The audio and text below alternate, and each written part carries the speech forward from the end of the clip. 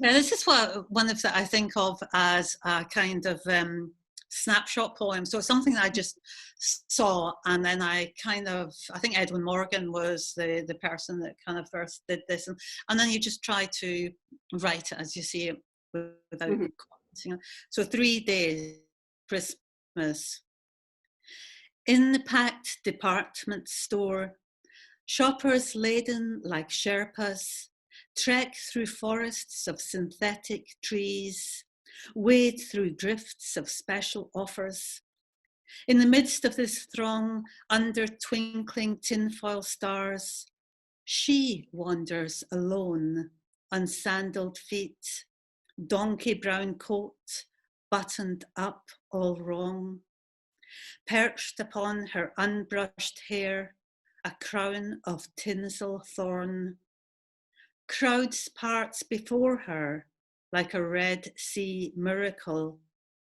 She floats by on a cloud of cheap whiskey, while her voice soars above the festive ringing of cash registers. A fallen angel singing in the bleak midwinter. I love it. I love it. I love how it opens with this sort of almost poking at Christmas, excessive consumerism and the tinfoil stars. And, when I read it, I'm thinking, oh yeah, this is great, this is great. And then when it gets to that line where we've got this woman who's wearing sandals, Mm-hmm. and then it occurs to me, hang on a minute, this is Christmas in Glasgow, why should get sandals on?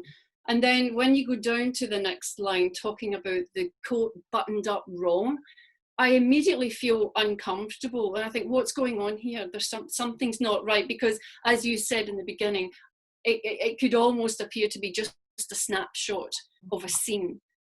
And in fact, there's so much more going on there. So do you want to tell us what else is going on in there?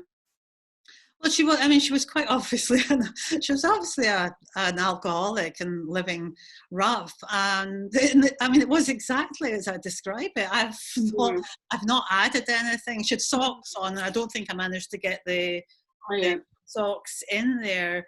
Yeah, I've just put on sandals feet because, it was Jesus sandals, as they call them, and she had the socks on. And she might not have been living rough, actually. She might well have been living in a wee tenement flat, and which would have been full of newspapers and goodness knows what. And she obviously was.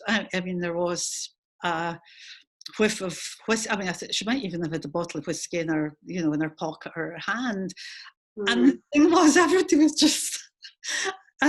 just parting for her. So all my biblical references just from Sunday school essentially just came up, and so that was a poem which just wrote itself. It just wrote itself, but it was so to me it was just so striking.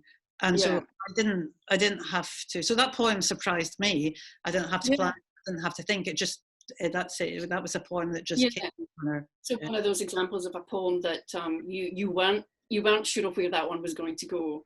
No, that's right. That just came into the notebook on its own, more or less exactly as it is. If I did, to be honest, that poem was written quite a while ago, and I've just not put it into any previous collections, and it just fitted in this collection really well. Yeah, and you just kind of dovetailed all those kind of biblical references, and she is a fallen angel, I think. Yeah, and she was totally happy. That's the thing.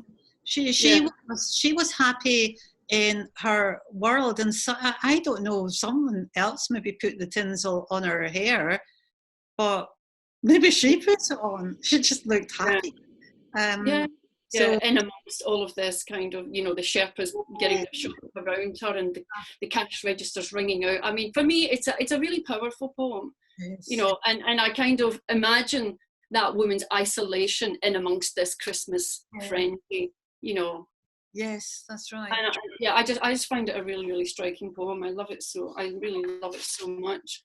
Oh, thank you. And I think one of the things about it is that she was the one with the serenity. That's the thing.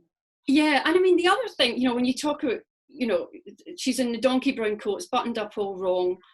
And then to me, you're almost going on to talk about a kind of a dishevelled Mary, for want of a better, you know, word for her. You know, she's, I don't know, I kind of see her as the sort of more important person in all of the scene, despite, you know, the fact that she's got her problems clearly, and there are awful things going on for her, possibly, but she does seem serene. And yeah, in amongst that Christmas, you know, this sort of grotesque Christmas consumerism. Yes, that's right. Kind of look at the crowds and all of the frenzy, and you look at this and you wonder who is the most sane, really. Mm-hmm. Yeah, I think it's such a powerful poem. Yeah.